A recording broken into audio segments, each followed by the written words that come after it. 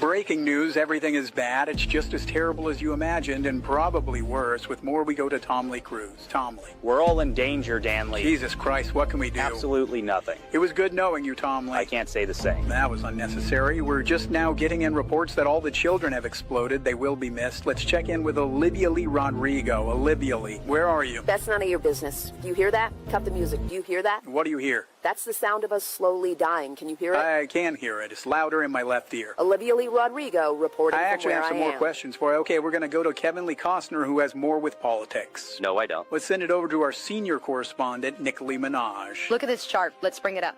What am I looking at here? I don't know, but it doesn't look good. That looks bad. Yeah, it's probably bad. Let's go to our eye in the sky, Timothy Chalamet. Timothy. Man, I am so high up right now. You are in a helicopter. I didn't know that when I got in. I thought it was a weird car. What do you see up there? Everything, it's too much. We were never supposed to see this. I need to go back down. You stay right there. Number 607 UNC. It's on. Everybody, I'm locked in a firmament and I'm stuck in a simulation. Name and address, please. Oh yeah, my name. I'm from the Paroma. That's like in the heavens. It's like the same as heaven, but it's different. And I came to talk about Trump because I love Trump, and y'all disrespect Trump, and y'all don't know that y'all devils, and y'all come from the devils. Y'all fell from heaven. And y'all don't know that Trump is good. He black stuck in another body because the world is simulation and everything is reincarnated. Oh, sorry. Everything is reincarnated. And I got some papers I need y'all to sign because I'm trying to let everybody know that Michelle Obama is a man. Her name is Michael, and don't nobody know. But this right here, if y'all can help me sign this, we can kind of like get a gender reveal. Because she's a man. I mean, he's a man. It's kind of like a he, she. But it's different. But I need to get out the firmament, and I need to get to Antarctica. So I need you guys to help me get to Antarctica too, right? Because y'all blocking me from Antarctica. And you doing it for sure because you know you fell from the heavens. And I can look at you and tell that you Natholion, you Lucifer, you Satan, you devil. Leave Trump alone. And Hillary Clinton's stupid. And Bill Clinton did inhale that weed. He said he didn't, but he did. I know he did, because who smoke weed and don't inhale?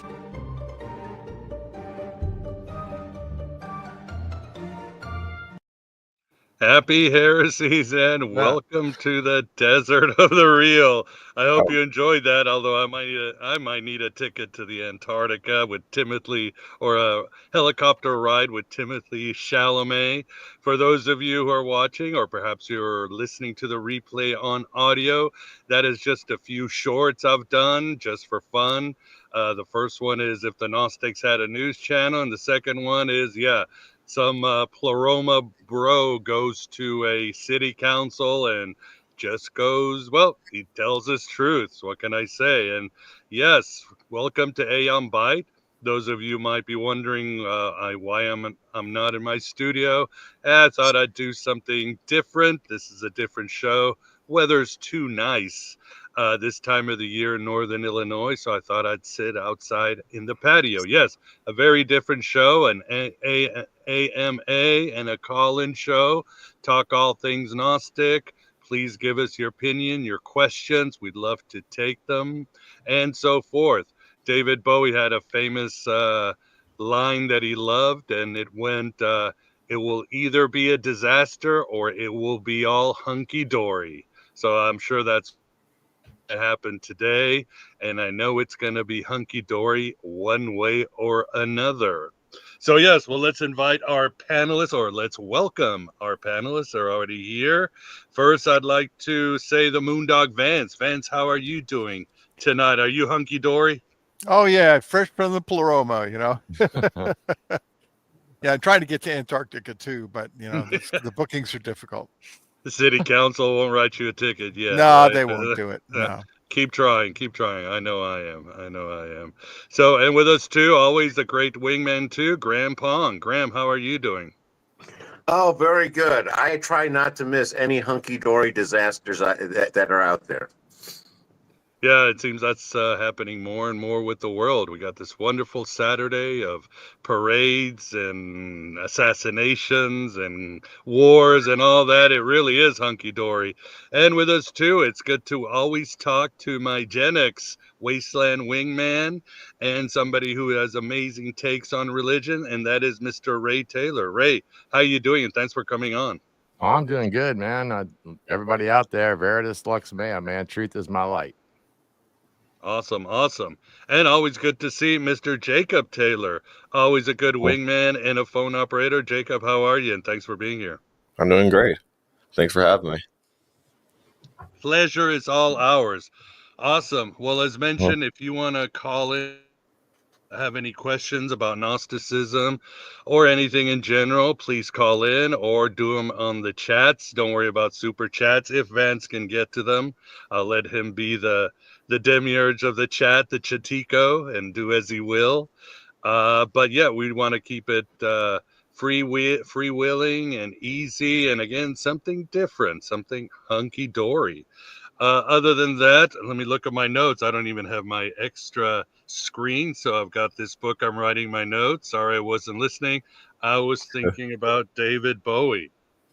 And yeah, I got a few things here for housekeeping that I wanted to mention. The Bowie book, speaking of, is doing very well. Almost pretty much done with the second draft, and it's getting closer and closer.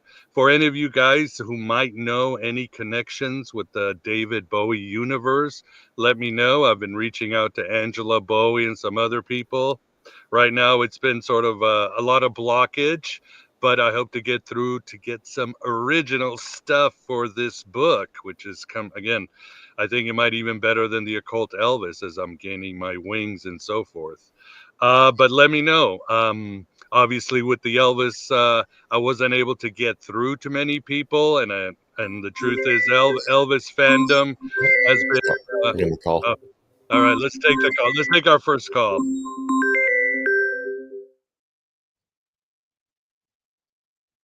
Hello? Anybody out there? It's Yaldi. Is there anybody out there? It's like from Pink Floyd. All right, well, maybe the next call. Well, at least I know what the phone number starts. But anyway, with the Elvis, it was the same. And Elvis fandom has even given me completely the cold shoulder. I know the Elvis official club, online club, gave me a good review, but they've been pretty much avoiding me, probably because I'm offering a take on Elvis that goes against their perception of what the king should be. But as they say, first they ignore you, then they call you crazy, and then I don't know what they do to you, kill you or accept you.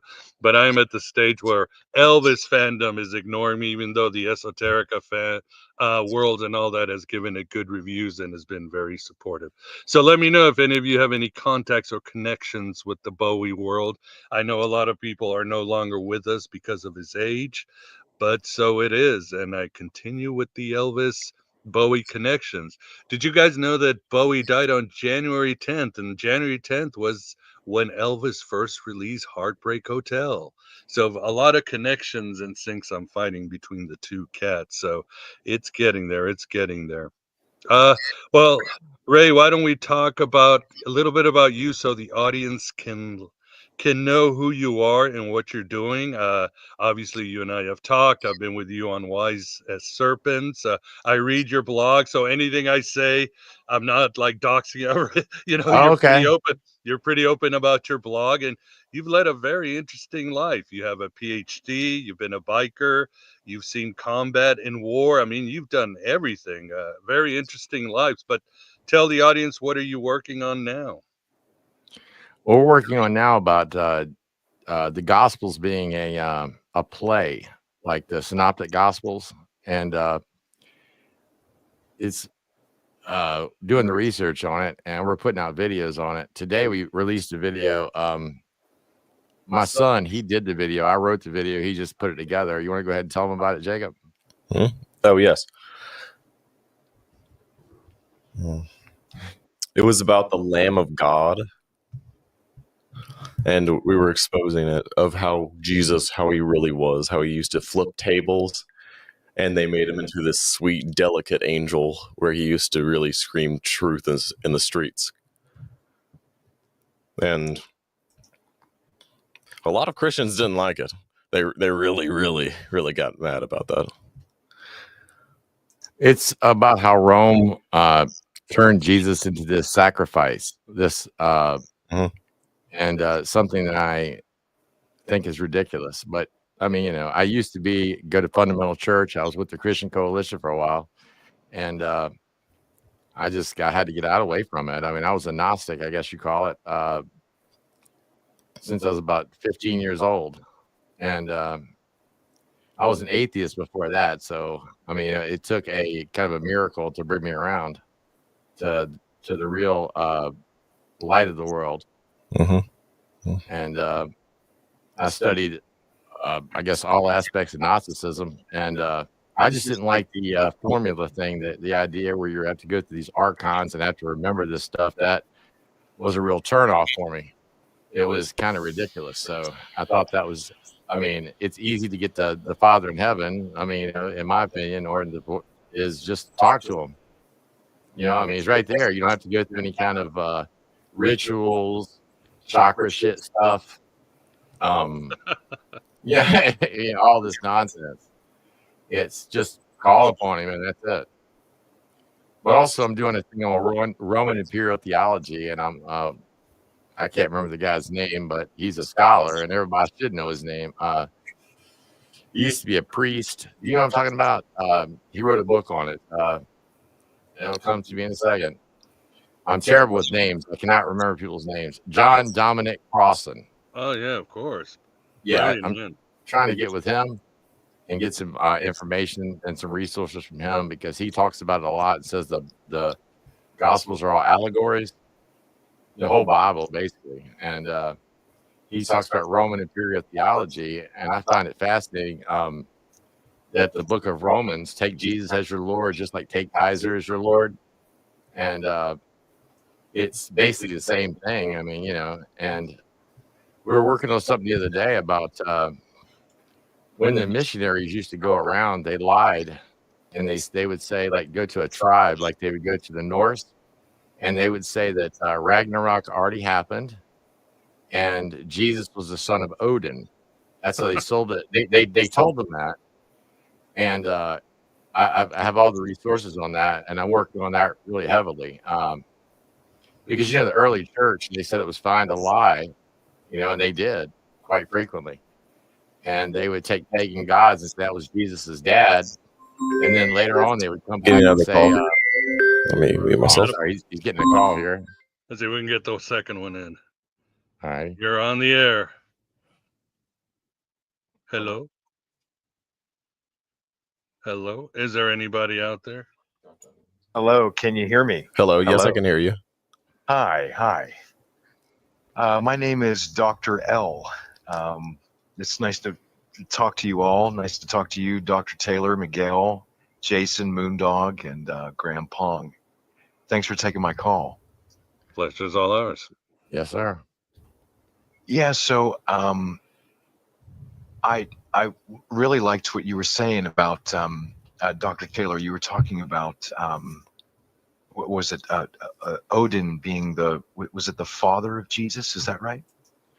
Well, that's what they would tell people, the missionaries and the people who went to Scandinavia and Iceland. I mean, I speak Icelandic, and my mother was from Iceland. So when I went over there and did the study, and I found this out through the pagans.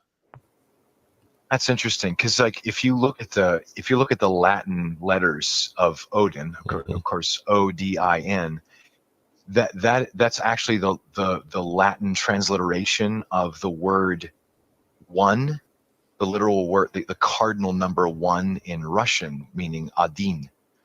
And I've often found that very, very interesting, that Odin or Adin in Russian means one. You know, so even back then, there was this hearkening of, you know, the oneness of God, and it was just always very veiled. I guess just to kind of briefly, just kind of give you all kind of a 30,000 foot thumbnail view of my kind of gnosis. Miguel, you had interviewed Dr. Litwa on your show. I don't know, maybe it was like 10 days ago or something. Right. Where he was talking, and it was really hysterical. I laughed a lot. He talked about, he was saying like, well, these Gnostics, like, they're not like in a corner in their kitchen, like weeping over the demiurge. I just laughed and laughed, because the reason why I laughed about that is because, Miguel, I have been one of those people in the corner of my kitchen crying over the demiurge. I've done that. I have done that. And there was something that I did probably about a year and a half ago. And what I did was I during this, because I'm a creative and my doctorate is in creation and in music creation, and I came to this understanding that, if I give you, Yaldabaoth, my spirit or my soul, my spark, if that's going to help you heal, then take it. And I gave it to him. I said, just take it. And he took it. They took it. Wow. They took, and they eventually gave it back. And that was a real eye opener for me. Do these entities exist? Yes. It matters and it matters not, quite frankly. And I'm at the point where I believe that everybody's going to get exactly what they believe. They're going to get the idea of God as they believe it to be, or whatever. Which is why I've been putting out in the ether as of late, just talking to the astral fam. I've been talking to the Archons, be like, look, let's just wrap this whole thing up. And, I'm sure there's some sort of there's got to be some sort of island of the unforgiven. I was talking to my wife today, and I was like, do you believe that all villains should be redeemed at the end of a story? And she looked at me and she said, no, not all, but some. And I found that to be, kind of a scintillation of gnosis for her, that there are these, sparks of consciousness that, just generally speaking, that, the collective just can't really wrap the idea of, reconciliation with them. So what happens to them? Do they, these are the questions that I have. I mean, maybe there's some sort of island of the unforgiven where they go. I don't know. I think I'm talking too much. I'm going to shut up now. That's really well said. Yeah, I love what you said. I would have to go with Carl Jung. Towards the end of his life, Carl Jung did talk about this archetype, and he called it the devil. He was talking to Bill W., the founder of Alcoholics Anonymous. And he said that's the kind of force, how it manifests. And you can call it destruction, the dark side of Shiva, a Ragnarok, but it is just bad. It's destructive. It's bad. It has a role, just like creation needs destruction. But there is no integrating or alchemizing this archetype. The best you can do is avoid it, because it destroys alcoholics. It destroys universes. And you can't do anything about it. Devil, evil, destruction. So I would see it that way. I don't know if it's an island, but I would say stay up there in the world of archetypes, and we're just going to avoid you and work with our shadow complexes, Archons with Tico, all that. So maybe that's the way to go. I don't know if anybody else has thoughts on this, but that's what came to my mind. I kind of see an elevator, would you rather be slowly going up the elevator towards the top of buildings where you can see the vista in the sky and see more than what you can see in an elevator? Or would you rather somebody cut off the cables and plummet to the bottom briefly and get smashed to pieces? Yeah. What's more fun, right? Well, so it's interesting you bring up the devil. So I've been doing a lot of meditation on Lucifer, actually, the whole, just him not only as an archetype, but as an actual prince, an actual entity, an actual person. And I think from the Gnostic Christian standpoint, at least this is what I've come to understand about Lucifer. He is the one that releases you from your weaknesses. I think a lot of the Christian denominations really get it wrong. I mean, they demonize him completely. You want to ask this kind of rhetorical question, like, well, who do you think Jesus was wrestling with for 40 days in the desert? Yes, he was wrestling with himself, but he was wrestling with his brother, this archetype. Mhm. And I don't know. I think we can learn a lot from the morning star. And I kind of get this feeling that, I guess it all depends on how you view, like, where we are in, like, the timeline. Are we headed for this destruction? Are we coming out of this Kali Yuga? Is Jesus coming back? Or the preterist view, has it already happened? These things do not apply to us. The kingdom's already here. And I was thinking, what if they're all in on it together, and they're all just trying to get everybody to just awaken? They're all back together, one, because it's a family story. If you get down to the brass tacks of this whole thing, this whole movie, for some it's a movie, for some it's a book, for some it's whatever.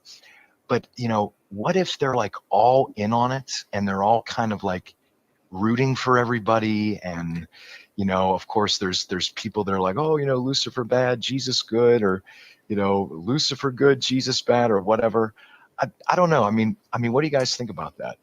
Well, Book of Job, right? If you believe the Book of Job, quote unquote, Satan was a regular visitor to heaven and made bar mitzvahs with God. So, Well, what it is Lucifer is a Latin word in a Greek Septuagint. So Lucifer just simply means light bearer. So, I mean, if that's not a name of any entity that I know of. I mean, that's just, to me, it seems like, if you're trying to say it's a bad thing, it's actually talking about the king of Babylon, or a Babylonian king in the passage. It has nothing to do with the fallen angel. That's just a myth. Yeah. So I've been really kind of meditating on Lucifer as of late, and I've really found a lot of solace, and a lot of things have been revealed to me over this. I come from a Catholic background. I'm very much dedicated to the Blessed Virgin, but I also see her as an archetype for Sophia and Mary Magdalene, obviously, Barbello, of course. And I'll tell you this, that this is, like, right at the very beginning of my, like, awakening.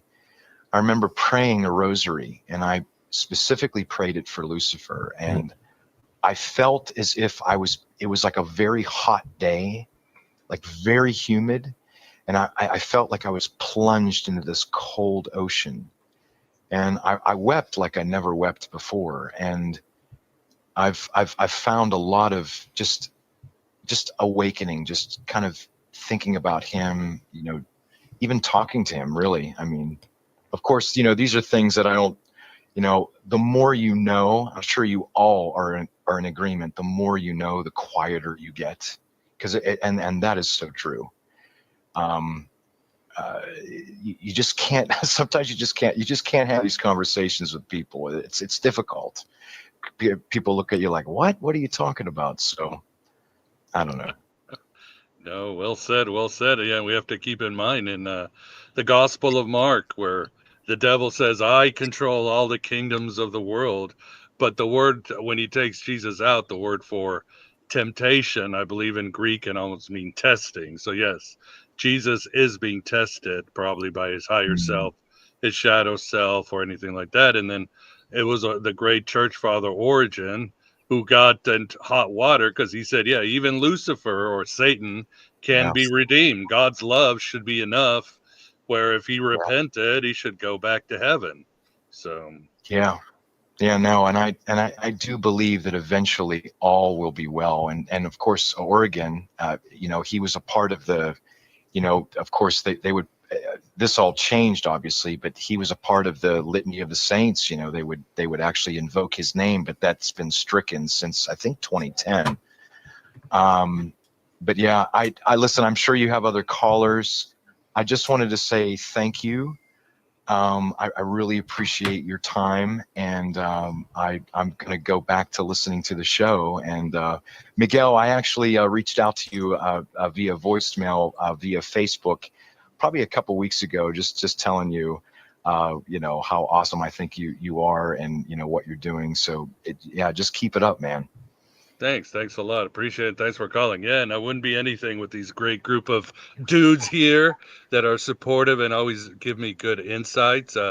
Dr. Sherilyn Jones couldn't join us, but hopefully she'll join us next time, and she'll be giving some of her work soon on Jungian therapies for vets.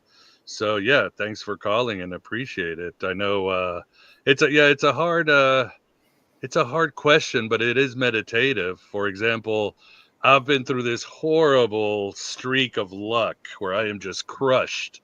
I've been crushed like financially in every way recently. And I'm talking to my friend Maja, and she says you need to make nice with Saturn. And I'm like, mother, I do not want to make. She's like, he runs the show, and like David Litwa, they are the supreme beings, and like I can't do it. And so I've got to figure out what to do. And even with I just realized the Elvis book and the Bowie book are taking this huge toll on me. I feel like Tom Holtz and Amadeus. My health is starting to go south. My mental health. It's like I'm possessed, and it's starting to really affect me. And of course, I realize once the spirits take over, sometimes that's it. It's, as Plato said, it's the divine possession, and you have no choice, and they're going to take their pound of flesh, and it's going to be brutal. So I'm in that situation. So I have to realign a lot of my views to sort of try to come out of this. And so, of course, I have like a Captain Kirk trick where, well, maybe I won't take on Saturn, but Ganesha is very good at taking on Saturn. So maybe I'll roll with that god and see if that archetype will take me with that guy behind Vance, the guy who runs the entire show. He gives you candy too, Miguel. Ganesha. Oh, he does. I like him already. Before I go, Miguel, and thank you for being so candid with all of your listeners and with me and with all of your guests on your show. This realm is all about consent and intent. What is your intention? I often say this to loved ones and newcomers alike. It all comes down to intention. And if you don't mind, since I'm a very ardent, very passionate prayer, and I commune with the astral quite a bit. I've been in the upper realms. I would love, on your behalf, to take these concerns to the upper realms with only your best interests at heart. Yeah, please. I need help. I am stuck. But it happens to all of us. We all got to go through a dark night of the soul or chapel perilous, and I'm in one of those right now. And again, it's just my mind can't take these forces anymore, and I have no choice. I wish I had a choice, but it happens. It happens. You sound like Schopenhauer. I love the guy. Yes. Surly Gnostic. Love those surly Gnostics. I don't really mind the dark. Yeah, I don't mind the dark nights of the soul so much as the dark years and the dark decades. Those really hurt. Yeah, sometimes it's a long spell. Sometimes you're like, every day you're going, what the F? Well, thank you guys, and thank you, Miguel, and I hope you guys have an awesome show. I'm going to just go back to being a listener. Thank you. All right, appreciate it, man. Appreciate you. Take care. All right. Thank you. Yeah. I was going to say, I just wanted to throw out my current understanding on this whole Christ, Antichrist thing right now and bounce it off you guys, see what you think. I'm currently going with Christ as the archetype of kenosis, self-sacrifice, and the Antichrist being a composite of basically three separate entities. One of them, Lucifer, which is raw intelligence, the power of knowing. Then you have Ahriman, which is like narcissism, and basically it's the out for themselves. And then you have Satan, which is the idea of just opposing for the sake of opposition. And it's like I see those as the three essential components of what people think of as the Antichrist or the devil. And that's my current working model. What do you guys think? Hey. All right, I got a question, but let's take this phone call. This is about the audience. Go ahead, Jacob. Whenever. All right. Hello. You're on. Hello. Hey, this is Lyricus. How is everybody? Hey, what's up, man? How are you? I'm doing pretty good. How about y'all? Good. Doing okay? I'm glad to be here. Glad to have you. What's happening? Well, I just wanted to bring in the concept of the, I guess, yam or Leviathan to the, I guess, table. Okay. Maybe in regards to, I guess, the concept of, I guess, maybe Satan or Lucifer as a parallel, I guess. I have thoughts. Anybody else? Anybody else?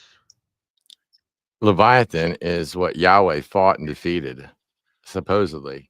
And I wouldn't call it the devil or anything like that. That's just, I mean, I look at it as another, I don't know. I mean, the Levitical priests were priests of Leviathan. And I mean, it's well documented throughout the Bible, but we have Leviticus, and then he sucked them up with the world's, he got them, gathered them together, and the earth swallowed them up. Yahweh did, he tricked them. I look at Yahweh as Satan. I mean, that's who it is. I mean, that in the and when you're talking about someone that was tempting Jesus in the wilderness, it was Yahweh. He's like, hey, look, bow down and worship me. That's all you got to do. And he's like, no, I'm not doing that. You know, so I mean, as far as the concept of Satan, I mean, that's just like, if you ever watched that movie Trading Places, anybody saw that? Remember when the Dukes had the bet for $1? Yeah. That's the book of Job. I mean, you know, he's like, hey, look, I'll get this guy to fuck up, mess up. And, you know, and it's just a bet. So I'll torture this guy because this guy's life really doesn't matter. We'll kill his kids, kill his family. We'll have a good time doing it too, by the way. And then he'll deny you. Oh, no, he won't. I'll bet you $1. So, I mean, if he's the same on the same level as any demon that's out there. I mean, look at what he's done. Tortured people, flooded the world, supposedly. The guy doesn't care about genocide. I mean, look at Palestine right now. I mean, you know, I mean, that if you want to see genocide, I mean, there it is. I mean, it's right in your face. So Satan, I mean, no. I think Zionists are the devil, demon worshippers of the world. That's just my opinion. I wanted to say regarding about Leviathan is I do remember that I think Yahweh is destined to slay the Leviathan, and then I remember some passage where it talks about the Leviathan will be given as meat to the Israelites, like as I guess, an offering. If you actually look at this past or future, like, is this an event that's already happened, or is it something that hasn't happened? Well, I mean, have you ever read the Habed Lubavitcher's stuff? Okay. It's the thing is some of these people look at like Rabbi Schneerson, right? In his writings, he looks at the Gentiles as Leviathan, and that they're going to slay the That's what it, you know, or the Goyim in one passage. But that's kind of stupid. But some people actually believe that shit. So, you know, I mean, if that makes any sense. The way I was wanting, I guess, to parallel it to maybe Satan was, I think in Revelations, it does describe Satan as a great dragon that will eventually be defeated, you know, by Yahweh. So I was just trying to make that kind of draconian parallel. Like, they're both, I guess, in a way, draconian, you know? They both represent the opposition of Yahweh in the sense of, I guess, maybe lawlessness or chaos, I guess. But that's definitely chaos. Definitely. I mean, you have to look at primordial myths like the Egyptian tomb or the Sumerian. Yeah, you have an ancient serpent, the font of chaos and creativity, and out of it, this is where everything is born and exists. But there are many stories, for example, with the Sumerians, where you have Marduk. I think Marduk is Yahweh. He got slipped in during the Babylonian captivity. and you've got this order that comes in and destroys this ancient primordial dragon, the Sophianic thing, and creates the world. And many civilizations don't see it as bad. It's the way it is. But some might do that because we went too far. We went too much with law and regulations and all that. And we forgot about the serpentine, the Sophianic, the mysterious, the magical. So I think we certainly need both. And the Gnostics, of course, like the Nassenes and others, the primordial intelligence was also a serpent, and the serpent was associated with Sophia. So I think it's about balance and not about these orthodox religions who want black and white and want some sort of Armageddon. It really is about joining together in our minds, in our hearts, and in the world too. We need to bring back the witch and the serpent and wisdom. We need more wisdom. Nobody talks about wisdom. No politician talks about wisdom. 2,000 years ago, that's all they talked about. We need wisdom. Yeah. Yeah. Go ahead. Oh, that's all right. I was just saying that Nehushtan, right? The serpent. I mean, the serpent came and it healed, and when they made the serpent and they lifted up in the wilderness when they were getting bitten, all they had to do was look upon the serpent and they were healed, and they weren't dying from what Yahweh sent snakes. Just like Jesus gave the reference, if your son asked you for something, would you give him a serpent? Well, he would. But the thing is he had to raise that up. And then Hezekiah, he kicked it down because people started worshiping the serpent. I mean, listen, they would worship a booger if it came out of someone's nose, And the thing is, I mean, that's just it. I mean, people are fucking stupid.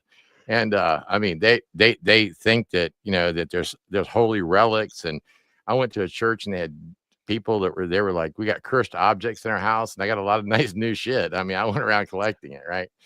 That's about it. And but I'm not superstitious. I mean, you're in any of that stuff, and hopefully you're not. But there's the one thing that represents evil is intent. What's intent in your heart? If you have bad intentions toward other people, then you are Satan. Like that, you're evil. Me of the Egyptian concept of Ma'at, right? Like order. Yes. Or there was also I think a concept called Isfet, which was basically the opposition, I guess, to that order. If I'm not mistaken, I could be wrong. I don't know if you're right. Or expound on it. No, I mean, it's like this. Everybody has to stay in line. And it says law. It says the law was created for the lawless. Okay, because you got stupid people out there, right? I mean, you see them. What do? If it's less than $1,000, they go rob every fucking CVS in the world, right? So I mean, you have to have laws, like that for stupid people, and that's what it basically is. It's kind of like not to do that, but you do it anyway. There's like dumb and stupid, right? So you got a person who's dumb, he's ignorant, doesn't know any better, he does it, okay, but you got a stupid person, he does it when he knows better anyway. So it's all intent. It's like, okay, it's just common sense. I mean, and we've been given common sense, but a lot of people will reject it.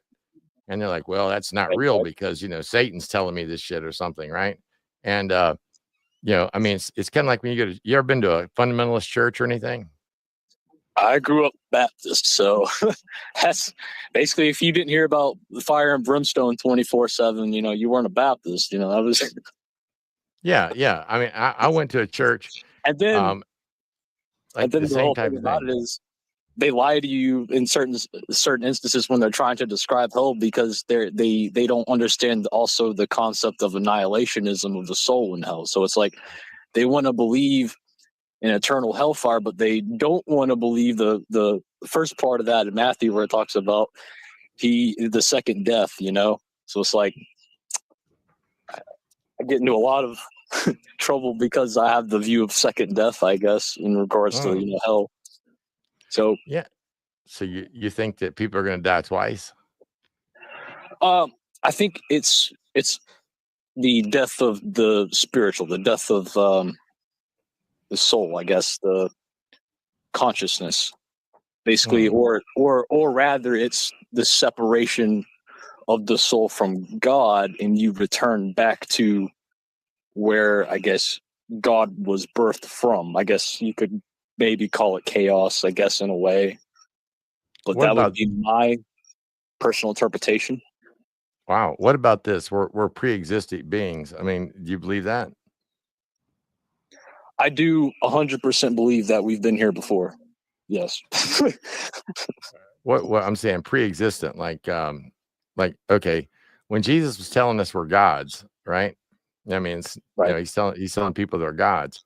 How about Plato? You've read Plato, where you go to the Valley of Forms and forgetfulness and reincarnation and stuff like that? I'm not too well read in Plato, no, but I am aware of his Timaeus Critias, in which he does kind of expound on chaos a little bit. But yeah, that's good. How about so you believe in the second death? That you read that in the Bible, or you heard that in Baptist church?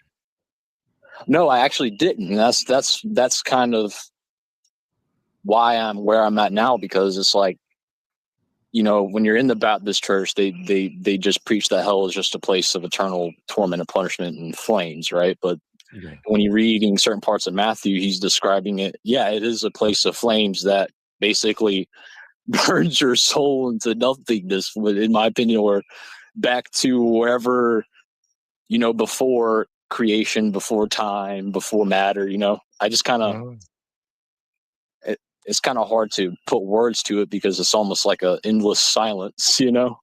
That's interesting. I mean, it's interesting to me. I mean, I that's interesting. I mean, you just came up with that concept. I mean, someone told you about it, or you read it somewhere? I didn't come up with the concept. I mean, I'm not going to take credit for something that wasn't already in that people have talked about and like maybe left-hand path circles. Okay. Like, I'm like Michael W. Ford would probably be a great example of that, as someone who has actually been in certain orders, like the Order of Phosphorus and other. I think there was also like Order of the Black Dragon. But like, yeah, all these concepts are, I guess, deep within these circles as well, the left-hand path. Like regarding chaos, nothingness, the second death, or the separation of the spirit or soul from Yahweh, meaning we go back to either where he was birthed from, or basically some sort of archetype of like the pleroma, in a way, I guess, the original source of all. You know what I mean? Not the bastardization of what plunged all of our spirits into matter or time, I guess. But that's my interpretation. I don't know if any of y'all want to maybe throw in some. No, I mean, I think if that's what you believe, I mean, that's what you think. Then, I mean, it's interesting to hear your point of view. And I don't know. I've spent a long time trying to find, I guess, my way out of the the orthodoxy, I guess. Well, I mean, how I found my way out of it. I mean, I was like, I went to a church called Grace Fellowship Church, right? And you ever heard of that? I have not, sir. I'll just let you know. And I think I was 15 years old or something, or somewhere in that neighborhood. And the pastor of the church, he was up there preaching, and he said, if you masturbate, you'll die, because God doesn't like you spilling your seed on the ground, right? And I'm like, dude, really? Oh, yeah. And he says, yeah, you know, Onan, I think. Yeah, Onan, yeah. And the thing was, it was like I was like, damn, I'm never gonna make it into heaven. You realize that shit, right? Because I mean, I've been doing that shit like all day. I mean, and so I told the pastor, I said, look, man, I've like, it can't be true, because I've been doing it all fucking day. I mean, you know, before I got here. And he said, well, I mean, God is gracious to you. I'm like, yeah, I wish he'd send me some woman or something. I mean, what are you looking for? I mean, then I wouldn't have to do that. But the thing is no, I mean, that second death thing, I've been through it. I've studied it. And I mean, I think it's nonsense to me. That's personal opinion, not your beliefs. Nonsense. I don't want you offended. But it's like this. Kind of like. Yeah, I mean, like for the wicked shall perish those, you know, who don't align. That's all control, man. That's all to control your behavior and to make you think crazy shit. What it does is, Jesus said he loves you. Okay. I mean, I love my children. Okay. They act like assholes. Okay. I like that, but I don't want to burn them to death. I mean, so if I don't want to burn them to death, and I got a better heart than the God that you're talking about, he's a piece of shit. So if I'm a father, I have 8 children. Do I want to burn any of my children? Even if they came home gay, I wouldn't burn them. I mean, like that, I wouldn't like it. I mean, but It that's also the thing. I mean, I'm not trying to be funny. kind I'm of just saying truth. I mean, it's like this. So when I started coming out of that church stuff, right? I'm an ordained Baptist minister. I was belonged to the convention. In 2007, I spoke at Southeastern Seminary, right? So, I mean, it's like, and I listen to the shit that comes out of their mouth, and I find it hard to believe they can believe any of that. I'm like, dude, really? And I went to a fundamentalist church, and I don't understand how they can see any of that stuff. I mean, I asked my son the other day. He said, well, they say people burn in hell. I said, without a flesh, what does it fucking matter? I mean, what are you gonna do? Oh, you'll burn my spirit up? Really? That's dumb. It doesn't make any sense. I look at logic and reason, and I think that then they got the Holy Spirit. He's got tongues of fire, cloven fire, right? And I'm like, cool. He's made of fire.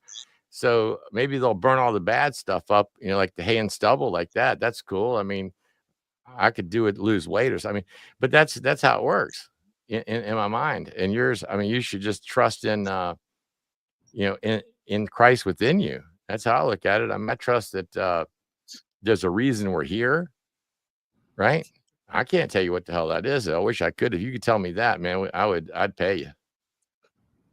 I mean, I would. I mean, if somebody could tell me that. I think the way I envision, I guess, the what I was talking about in regards to either annihilationism or the concept of the soul being free from Yahweh is that would be the path to take, would be, I guess, damnation, because that would, I guess, and if I'm looking at it from the Christian lens, it would separate you from God eternally. Therefore, you wouldn't be subservient to his control, I guess. So it's like, I don't know. You're not subservient to Yahweh right now. You can tell Yahweh to go fuck himself. I mean, seriously. I'm sorry to say it on your show, but I just thought about it. So just tell him off. Hey, look, I don't need to do with you, man. You ain't shit to me. You're some tribal deity that people didn't even know how to wipe their ass. I mean, they write something down, right? They can't even wipe their ass, but they know something. It's like, hey, I want to go back and meet Jesus. I'm like, no, I don't. I want to go to a Marriott hotel or something and watch TV. I mean, who wants to? I want to be out in the desert. Even the poor German Jews didn't want to go to Palestine. It's all hot. I mean, they wanted to stay where it was nice. So, I mean, but a lot of these concepts are crazy. The damnation path, there's no such thing, man. In my opinion, I mean, you got to love. Look, I'm telling you this out of love, not out of anything else. I don't want anyone to ever suffer in fear or bondage or any of that shit, to any of that nonsense, right? It's got to be real. And whatever you feel is real, man. It's whatever you feel. Well said. All right. Well, good deal. Yeah, we better move on to some other stuff, but thanks for calling, man. Appreciate it. And yeah, if you have any questions for Ray, you can always reach out to him. Anytime. Yeah. All right. Where can they find you, Ray, while he's at? Oh, he can send me an email at it's dr.raytaylor@aol.com. And I'll call you and talk with you as long as you want. Yeah, or call me and I'll forward you his information. Yeah. Oh yeah. Ray's always working with people. So awesome. Well, I think the next I think I see a lot of super chats. Vance, do you want to get to them and you guys can answer them? I think somebody in the chat was talking about I had to laugh that Ray was shilling for Trump. I was like, oh no. Ray don't like Trump. Don't worry about that. That's yeah. We can settle that one once and for all. I mean, I think he's kind of cute, but wouldn't go on a date or anything. I mean, Well, let's see. We better rip through these because there's 11 of them. Okay. First of all, and acknowledge Mad Max for the super sticker. I didn't see any questions, but you can always ask them. Oh, this one is from something you said, Doc Taylor, a while back. You started about the epic. Were you referring to the epic story of Mary's hidden glories in the Gospels? Does that make chime on you? No, well, I would have got to that if you wanted to talk about that, but no, I wasn't. I would have got to that part, yeah, but I didn't get there. I was kind of holding back. Pretty interesting that someone picked that up. Yeah, so it was about Mary's hidden story then. That's what he wanted to know. About Mary's hidden stories of the Gospels. Well, I mean, I was going to go through the Panthera thing, and then I was going to go into you're talking Mary Magdalene. Okay. The Gospel of Mary Magdalene, where Jesus kissed her on the lips. Oh, yeah. Is that what it is? I mean, she was I don't hot. know. I mean, she was just really too hot. I mean, he was digging her. But the thing is, I mean, he had to have her around. But a lot of people think that Mary is Sophia, which is really cool. And, and this guy told me, he said the other day, called me up. And he said, hey, I want you to read the Gospel of the Gospel of 12. I can't remember the damn name of it, where Jesus is a vegan, right? You're a vegan or a vegetarian. Right. You read that before, Mago? Yeah. Yeah. Well, I'm not getting into that too much. Go ahead. Sorry. All right, let's see. Crimson 90 just want to pop in to say hello. So hello and thank you. Noah Anderson. Noah Anderson came in with a couple of things here, and he's got three separate $10 chats. So let's get through them. Are we trapped? What spirituality speak of this, of breaking out of the program? Good question. Well, obviously, I could go on and on all day, but if anybody else wants to do it, I mean, we're in Plato's cave. That's just a fact. Or what's the old saying that the Egyptian writer, home is in a place, it's where all your attempts to escape cease. And we're all trying to escape some way or another every time we grab our phone or watch TV or, do something that gets us away from who we are. So in a way, nobody's home. So that's just the human condition. And of course, there's always astral travel, right? Some people, the Gnostics believe they could ascend before they died, right? Yeah. And also, yeah. And we're maybe we seem they're trapped in our bodies most of the time, but there's always, well, after you die, then you're not trapped anymore, right? So let's see what else Noah has to say. Don't mean to rush along, but we got him all racked up here. Okay, we got that one. And before you get to advance, it reminds me of Martin Buber, why he didn't like Jung and the Gnostics, the great Jewish philosophers. And going back to what Ray said, he said, these Gnostics make God seem like a giant hotel where you can just visit different rooms and go up the elevator and all that. It's like, that's what they've turned God into. And then he said, well, God is supposed to be a mystery. And that was his argument against the Gnostics, that they'd figured out the mind of God, and that just wasn't right. Of course, the Kabbalists did the same. It's not like, and the Neoplatonists and the Hermeticists, all that, the mind of God is us. So we can't, if we know our mind and we can sort of tweak it, then we can know the mind of God. But I think at the end of the day, he just thought the Gnostics were anti-Semites, which has been debunked a million times. But anyway, go ahead, Van. Sorry. Okay, no problem. Let's see what we got here. Noah Anderson, that's just another comment that he made with a super chat. Thank you again. Yeah, I remember when you're trying to talk about Lucifer and Ahriman and the symbolic thing. Yeah, people don't want to hear that.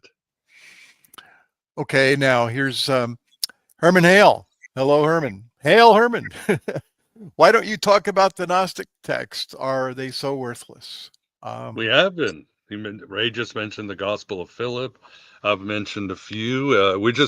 Whatever you guys are asking questions, we'll take your questions. Yeah, that's where we'll go. So, but some callers have been about the Bible, and let's be honest, a lot of the Bible is Gnostic. Gospel of John, letters of Paul, even some of Mark. Mark is like the most mystery religion, secret information kind of gospel there is. Jesus, it's parables, it's secret, and Satan rules the world and all that, and this energy can turn you into a divine man and all that good stuff. So it all overlaps. And Noah's still spending here. Noah's this king of super chats, even though it's no kings. today, but he's the king. Okay, this is interesting. What's our interpretation of the Tower of Babel story? That's interesting. Yeah, anybody want to take it?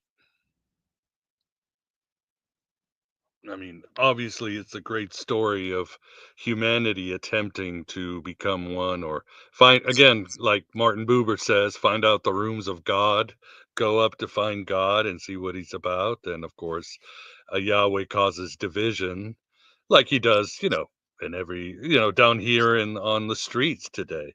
Cause division, make us not be able to speak to each other. And if we're at each other's throats, we can never work on becoming God. So I think that's the great story of the Tower of Babel. If anybody else has a take, let me know. Yeah, I've got one, which is even beyond that. In the beginning, when there was the one, and it emanated the different, or Sophia fell or whatever, and created separate consciousnesses. It's a story about separation, so it could go even higher than that. Yeah, one level higher.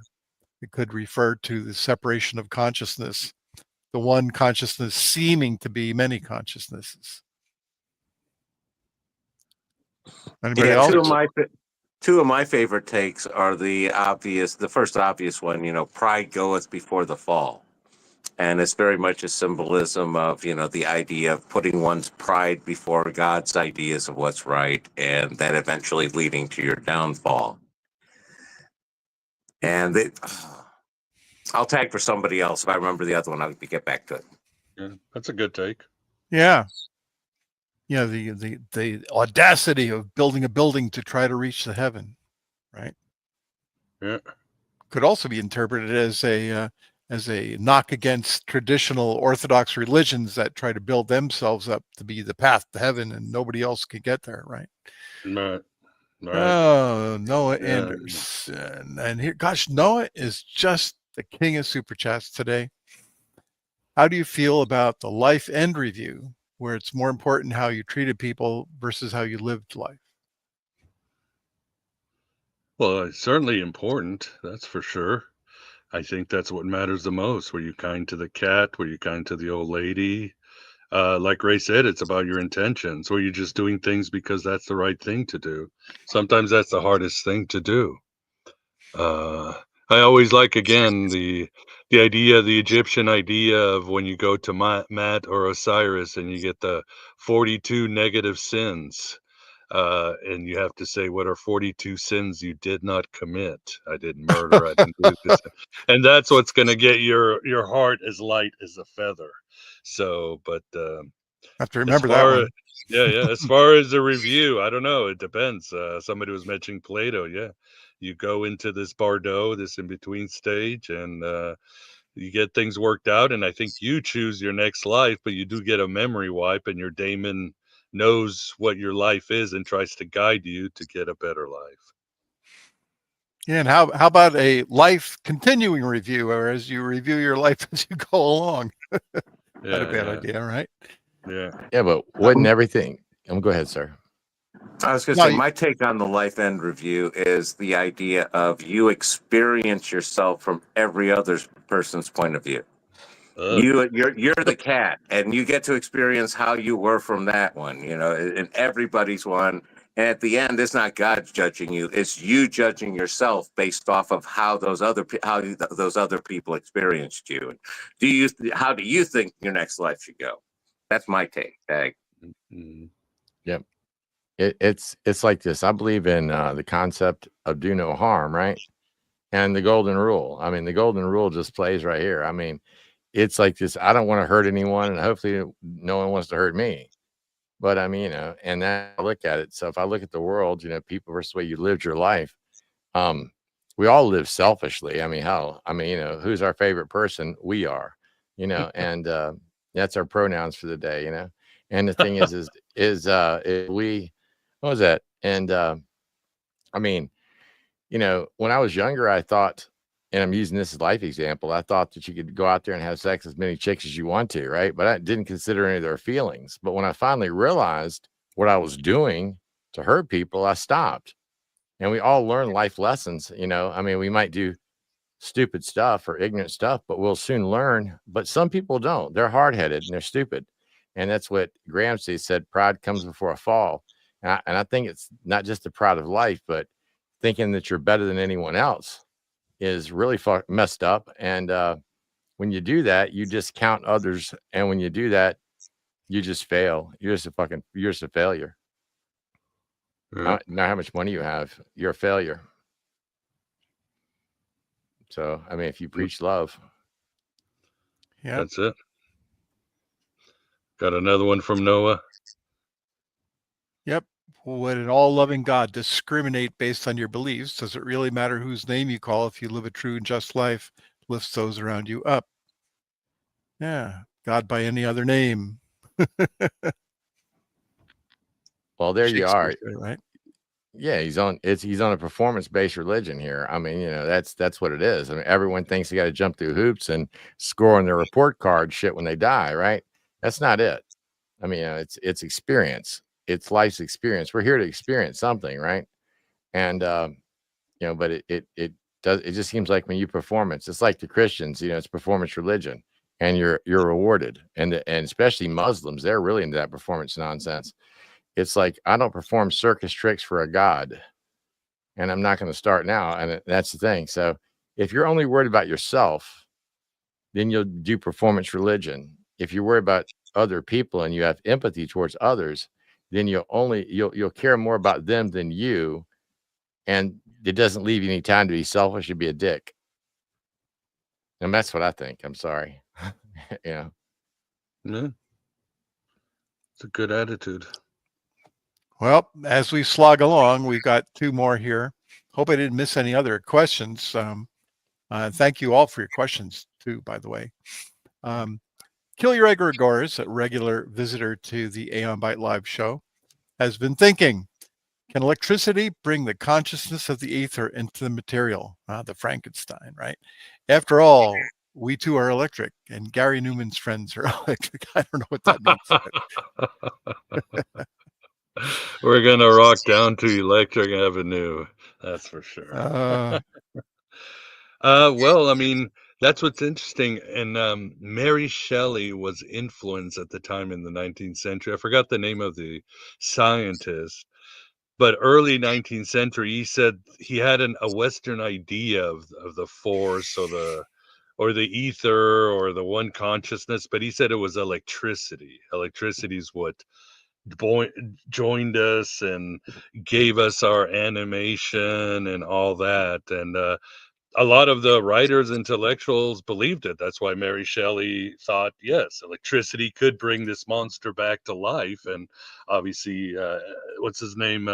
Edward Bolton Leighton and his Vril also bought into that electricity was this power that could sustain. Again, it was kind of, like the Force or the Tao, but it was a Western answer that was scientific. And obviously, people like David Bowie and Elvis Presley really took that electricity motif very far in their symbolism, their logos, and everything. Although Bowie also saw electricity as a sign of the fragmented mind. So that's again, I think we're just talking about this same word for this energy that permeates the universe in different traditions and times.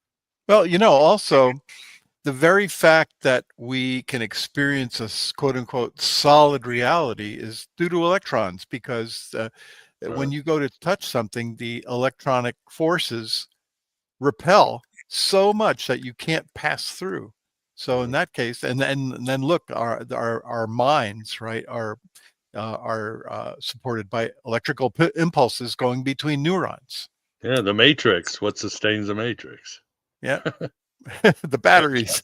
Electricity in our minds. Yes, I think they were onto something. So anyway. What about Nikola Tesla? Yeah, that was something. Or the Tartarians, if you believe that. I mean, the Tartarians believed that they could bring down ethereal energy and heat their homes, and they lived off of it without eating. I mean, that's some things I was just reading about yesterday. It's pretty interesting. Yeah.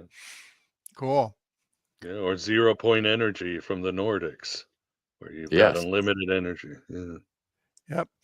Noah Anderson for a last super chat that I see. Thank you again. I didn't add them all up, but they add up to quite maybe 3 figures. And we have. Well, you said not knowing. Well, I think we're never going to know in our meat sacks. We're never going to have the answers. As the famous Socrates, I'm the wisest man because I don't know. But we can experience. We can experience things that are sublime and amazing. I think that's where it's at, to experience the greatness of life, the joy, the elan vital. That's why towards the end of his career, Jung started saying that the answer to everything, it wasn't to any sort of mental insanity or anything like that, was an experience with the numinous. He really thought contact with the divine forces was the answer to everything, and the human mind had reached its limit. So he probably was right, because he did warn we were going to get crazier as the 20th century went and the 21st century, and here we are. He said the psyche is in trouble because we've leaned too much on trying to know. Definitely not knowing for me it's exciting. While it can be scary, that's also not knowing is where all the good stuff comes from. Yeah, mysteries. The Love adventure. mysteries. Yeah. Cool. What was the last question? Right here. LD Minty Fresh. Have any of us read Anatoly Fomenko? If so, what do we think of the false history narrative? I haven't, but who else has here? We did have a guest who talked about it, and it really is a rabbit hole, because you've got to saying what some of the examples. There was a king in Egypt that said something, and when he was talking about astrology, he was actually, the stars are actually hundreds of years more in the present. So if you take all this different evidence, history is really it's really shrank. Human civilization is very new, but I don't see that, because then you put it against all the evidence from all these cultures, from Persian to Chinese to Norwegian, these more align. So you'd have to say, how would these guys either be wrong or be in on it? Even the Aboriginals, their history can align with ours. So at the end of the day, I don't buy it. And they always forget the Persians. They always, when you look at the Persian history, it aligns perfectly with the West history. So, yeah, wasn't there something? My memory's getting jogged about the Russians and alternate timelines. Remember that, Miguel? We had somebody on the show that said that. Is that what this refers to? Well, flamenco's false history, but then I think it's Tartaria. My wife is into Tartaria, and I'm like, worst marketing job. Why not just call it Atlantis? Why do you have to call it Tartaria? Because I always think of steak tartare, tartar sauce. Tartar sauce. Yeah. It's like, if you said Nordics or the Atlanteans, then I'm like, okay, yeah, there's a lot of things that don't make sense about our architecture and timelines. Yeah. Bad branding. Yep. Just bad branding. Yeah. And one thing that I appreciate about when I was reading through Fomenko is what I think he was, what he was keying in on is the idea of the fractal pattern of history. How a dynasty with a strong leader is only going to follow certain patterns depending on the circumstances. Do they have a child? Does he only have one child? Does he have two where they fight each other? Because that whole dynastic battles was brought down more empires than anything else. It's like the Kingdom of France based off of Paris. The reason why that became so popular is they just had the luck of each ruler managed to have exactly one male heir to take over for the longest time. Okay. That's lucky. And Noah wasn't done. I think he is done now, though. He's thanking us and letting energies of love flow, and he's giving us a good night. Thank you, Noah, for the great support. Yeah, appreciate it. Thanks, Noah. It's at a good time. And finally, the Lone Ranger. Our seed is also a loosh. Dedicate all your seed to yourself. I guess he's talking about the physical seed, the milky stuff.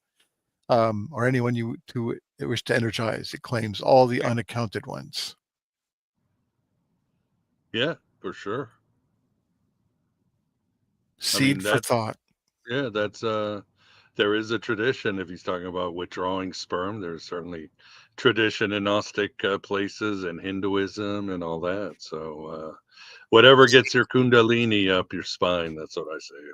Whatever rocks your boat, you go down. And yes, it's certainly, if it gives you an experience and it makes your life better, go for it. So, but what about you, Ray? Do you believe in spiritual evil? No. No. No, I just believe that no, I mean, what's actually evil? I mean, the harm to the flesh. I mean, that's kind of evil, I think, and where we're at right now. But you were just talking about the Kundalini rising, right? We were talking about that Samuel Anwar cat. That's one. Yeah, that's one guy. But then that Tantra, it goes back into that stuff too. Yeah, I mean, yeah. I mean, I didn't see the point in any of that stuff. I mean, but I don't know. I mean, what do you think about that? I mean, that's just curious. I mean, that Kundalini stuff. Not for me, I can tell you that. But I know people who've had experiences with it, a mystical experience of ecstasy or the numinous. But who am I to say everybody's different? How are you going to have an experience? An altered state of consciousness. Some people it's with entheogen, some with meditation, some with ritual magic. I mean, some it's handling snakes in Alabama. We're all different. It's not a one size fits all. So whatever gets you, as John Lennon says, whatever gets you through the night.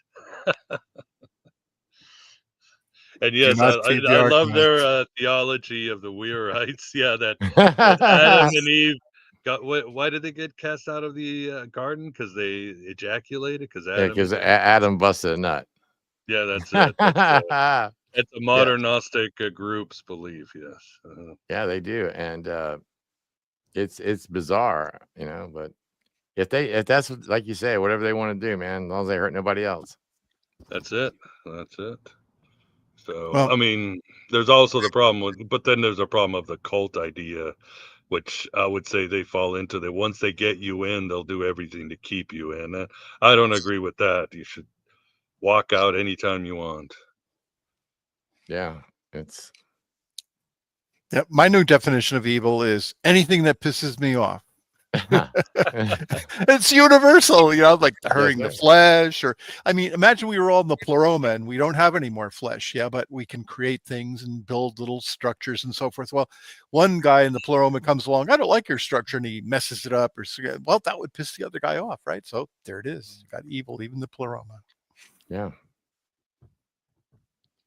Oh, go ahead, sir. Sorry. No, go ahead. I was just babbling here to myself. No, I was just talking about evil is obsession with evil. Evil is obsession. A recursive definition of evil. Yeah, I like it.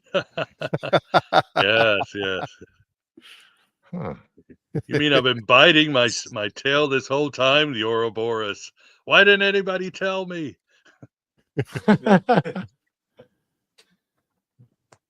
That's good. The definition of evil I've kind of settled on these days is evil is inflicting harm onto others for fun and or profit. Amen. Yep. Yeah, let's see. Who was Franz Kafka always he said evil is whatever distracts. I liked it because this entire world is here to distract us. Well, a lot of parts of the world, including our government, corporations, schools, all that is there to distract us from not, what we're supposed to be doing, finding ourselves. I like what Jung also said, the opposite of good is not evil, it's power. So he always equated evil with power, that addiction of control over others. And wanting to make sure that we're all on the same page. The old saying, a fundy hates when somebody else is having fun. Somebody who likes power hates when somebody's being an individual. Yeah, they're fun suckers. They suck the fun at everything, man. It's when you think about it like that, what you just said, it hit me. If anyone feels superior or is a supremacist type person, right, who thinks that they're superior over other people, they will discount those other people and try to control them. And because they feel inferior. I mean, to the people that they call inferior.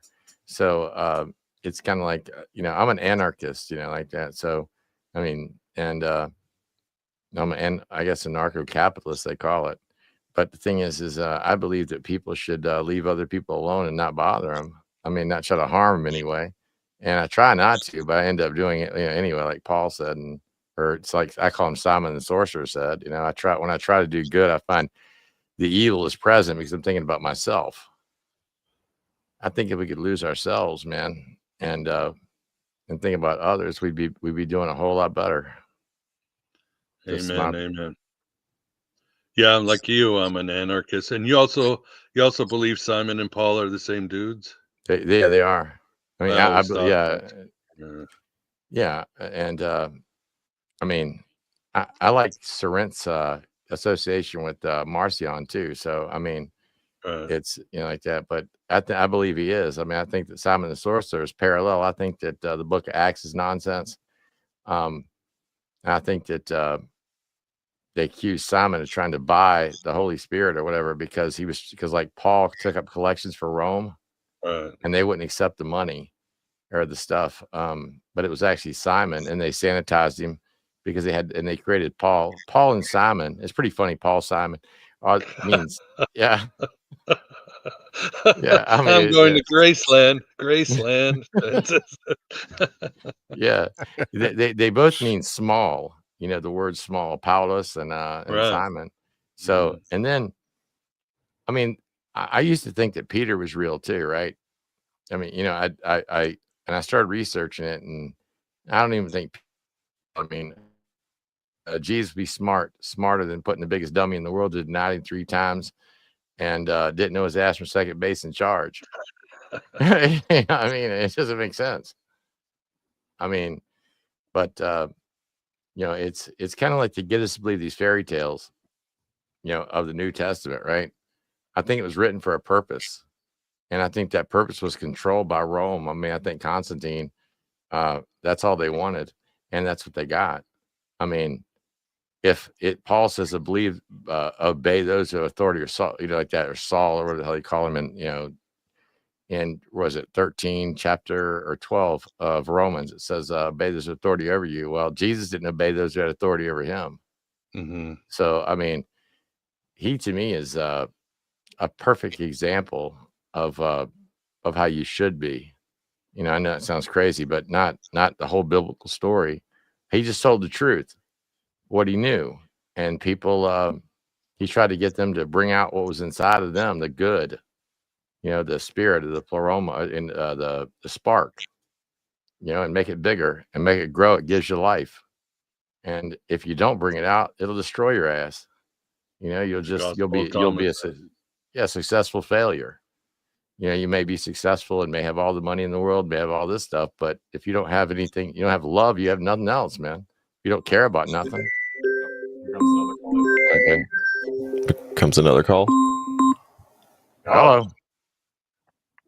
You're live on AM Bide. What's happening? Hey, Mark 14, 51, 52. Why was Jesus arrested with a naked little boy early in the morning in the Garden of Gethsemane? Well, if you're talking about Dr. Amon Hillman, right? That's who you're talking about there. Then he would say he was a pirate or a child trafficker. But I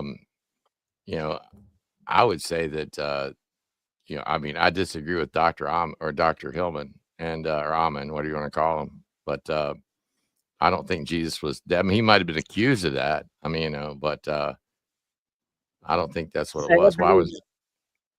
Does it have any connection or bearing to the secret gospel of Mark to you guys? Like, does what one say back up what Amon Hillman says potentially in your guys' mind? Yeah, that's Morton Smith's work, which I like a lot. Morton Smith was brilliant, and I lean on Secret Mark being true, as controversial as it sounds. And yeah, I think it might be the same person for sure. And yeah, there's stuff like that in the Bible. I mean, the Gospel of John, when Jesus heals a Roman soldier's catamite, which is a slave, and getting naked and doing stuff, rubbing each other. I'm not saying any of them were that, but I think the author was had some Hellenistic vibes. But yeah, Yeah, the Greeks love that kind of stuff. Sure. whoever was the author of the Gospel of John was part of that. But Yeah, yeah, let's I think, slide this in here. yeah, but I love Morton Smith's work. I mean, personally, I think I know people said he had an agenda and all that, but it's the best. I think that's the best we have. I mean, Ray. I mean, we really don't know, do we? At the end of the day, No. I mean, Morton Smith. I mean, didn't he say Jesus was a magician? He carried the. I'm just refresh my memory on him. He did. Yeah. I don't think he was a magician. I mean, I think that was they're talking about the pictures of him, or the wand. paintings of him with the wand. Yeah, that was after. Right. That was much later, but I don't know. I mean, I've studied that, but I've not really made it. I don't have an opinion on it. I just have an opinion on him, of Amen, or do you know who I'm talking about, Dr. Hellman? Yeah, of course. Yeah, I mean, I like Dr. Hellman. I mean, I think he's a fantastic person, but I mean, I disagree with him there, but I like to talk to him about it. I like to debate him on it. I just wanted to mention at one point, so that's all. Thank you. Yeah, thanks for calling. Appreciate it. Well, Ray, let me ask you. We're talking about Jesus. You're not a mythicist. Who do you think Jesus was at his core? Or will we ever know? The old Albert Schweitzer, the Jesus you look for is the Jesus you're going to find. I think that Jesus is a part of us. I mean, I think he came here. I don't think he was born.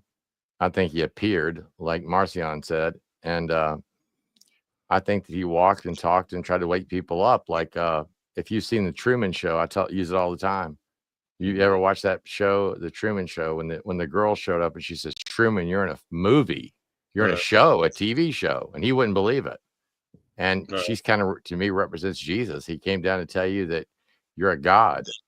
You're not subject to this nonsense, and stop obeying and believing crap, and know who you are. And he tried to get you in touch with yourself, your spirit, and then they killed him. So I mean, but did he rise from the dead? Yeah, he rose in me. That's where he's at. And that's. Go ahead, Ray. Oh, I'm sorry. Go ahead. I'm done there. Oh, I was going to say, I tend to subscribe more to the Schleiermacher school of the, there's one, like archetypal Christ, and there are lots of many individual human Jesuses who tap into that archetypal power. And so it's like you've had lots of different Jesuses over the years. One of them was a Judean preacher. A different one might have been, doing something with a kid in the garden. You got a lot of them, and I'm sure some of them weren't as great as other ones. So that's sort of my take, where I gravitate to. But you see him reincarnating throughout history, right, Graham?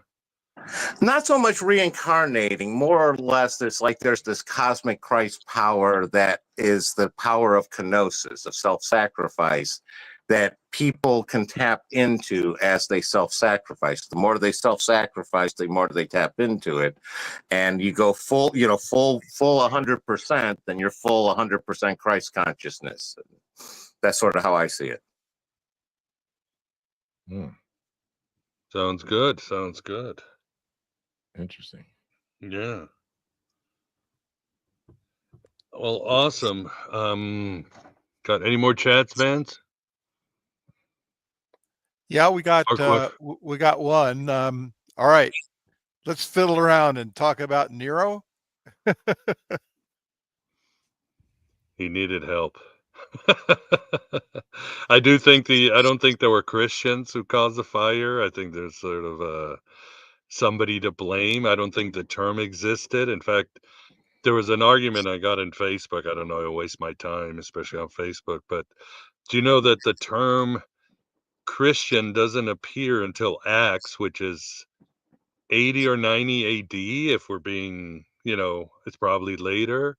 And then the term Christianity doesn't appear until beginning of the 2nd century.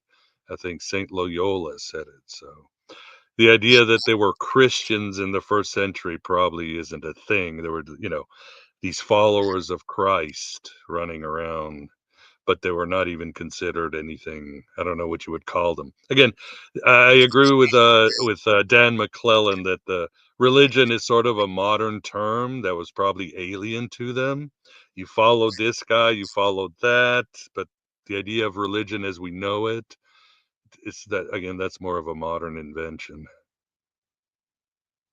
It was more, you followed this guy, you were part of a certain culture or certain people, and you often than not were able to sacrifice and follow different gods or figures and all that. That's probably how it was in ancient times. So probably there was that way with the early Christians. Certainly with the Jews, they certainly there's no Judaism has always been liquid. It's never really been monolithic, not in ancient times. There were different gods, different beliefs, and so forth. Just like today, we have different singers, different bands, right? Different movie stars. Yeah. That's pretty good. But just to add to it, there were also cults out there there were Christ cults that I think Amen, bringing him up again, he goes over that really well. And I mean, I've been reading some of his stuff, and there was a Christ cult that used the word chrism or Christ or Cree or whatever the word he used. And they did do some things that were strange, I mean, and it was sexual and was strange, and they did a lot of ethnogens. So, I mean, Nero could have been talking about them. I mean, like you said, many different people. He might not have been talking about followers of Jesus. Yep. That would make a lot of sense. Yeah, I mean, we know that there were Gnostics into entheogens like Marcus, and probably some sexual rituals based on Egyptian lore in Alexandria with the Carpocration and the Borborites. Yeah, there were different groups, and it was kind of like, join what works for you, and if not, go somewhere else. Go to Valentinus or go to this guy. There was never, they were more like lodges or clubs in a modern way. That's, I think, you'd be able to view them. That's a good point. I mean, I wonder what the initiations were in some of these Gnostics. I mean, that's some of these Gnostic sects or early Christian sects. Well, it varied, but they were it was like going to grad school or mystery religions. It was very arduous. I mean, people talk about they gave all their money to know the tears of Sophia to join the Valentinians. There were vows of silence like the Pythagoreans. If you look at the book of you had to go through like a purification for months. You had to be like adamant. Don't drink, don't do drugs. No sex. Yeah. You probably weren't allowed to eat meat. You had to get yourself in a purification to go through this ritual, but they were all different, but they're all, again, probably harking back to the ancient Egyptian mystery, to the order of Pythagoras. I mean, Pythagoras is kind of like one of the fonts of the mystic tradition, if you know what I mean, and all these groups followed. I mean, the Irenaeus always said the Valentinians are just neo-Pythagoreans because they're all about numbers and forms and music and silence and all that. So that's probably what they were. Man. But then you read the Gospel of Thomas, and it's probably more like for you, Ray, because it's very simple. Read and wake up on your own. That's it. The Gospel of Thomas is very simple, but that was their tradition. That was their lodge or club or whatever. That's what they did. Yeah. I was just wondering because I know that baptism, I'm just wondering, like I was doing some reading yesterday, some academic, about baptism. I mean, that was a Roman tradition, that bathing or that dunking. I found, I'll send you some stuff on it. I'll get into it later, but I thought it was very interesting. I have the stuff. I'll email it to you and let you read it. It's pretty cool. I said talk about it here because it's just a theory, and it's something I'm working on. Yeah, we've had talks about that with Vance and Graham and even Jason Reza Giorgiani, that baptism could have originally been some sort of drowning ritual, like John the Baptist. Like Game of Thrones has it, where it's a way of an altered state of mind where you almost die, come back from the dead as a new creature. And then when Zoroaster, how he found enlightenment, he did this thing called the Tushna Mate, which he went into a lake and he jumped into the lake and he went to the bottom and meditated until he woke up and became enlightened. So I think these religions it's a, pardon the pun, a watered down version of these ancient shamanistic rituals that we lost. That's good. Yeah. I like the one you just had, Vince. We looked a little bigger. No, not me. No. The portal. That's a There good we one. go. I don't know That's how a good you one. did it. I just click random things. Once again, I hit the @ sign in the wrong window. Yeah. Don't hit the nuke button like Biden by accident or something. Nah, I'm far away from that. We entered the Matrix. Yes, we have entered through the portal. Mm-hmm. Mm. No portal. Yeah, we should have been using this one, but you want to do any more super chat questions? Probably a couple more, and then we probably wrap up. Yeah. Somebody has something to say. Yeah, real quick. This is a big one. Anybody has a thought on simulation theory? That's been a big topic even on our show these days. Don't want to forget Noah, who's still here. He decided to stay, and another $10 super chat. Says, understand we're going in the same direction, see the Father and Son, but the Holy Ghost replaces the Mother. He's out. May we strive and succeed. And another one, thoughts on King Ahaz baptizing his son in fire. Since we just talked about baptizing, maybe we should take care of that one, then maybe get onto simulation. I'm not familiar with that story, so. How about you, Doc? Ahaz baptizing his son in fire. Must be, that's the Old Testament. It's gotta be. Mm-hmm. Oh, we're drawing a blank? Yeah, it's. Yeah, I don't. Sorry, Lucas. Only thing that jumps in my mind is the idea of passing the baby through fire, and the idea they're doing that as a baptism, right? And a reference to that. But that's something that the Israelites were not supposed to do. So, well, it is a normal term, right? Baptism of fire. We all use it. So it's got to come from somewhere.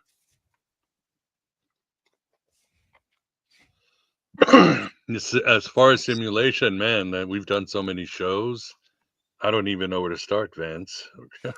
Well, I can leave him with this, which is my current theory is that each simulation has a simulation above it and then below it, but they're all in a giant infinite circle. So it's an infinite circle of simulations, all simulating each other.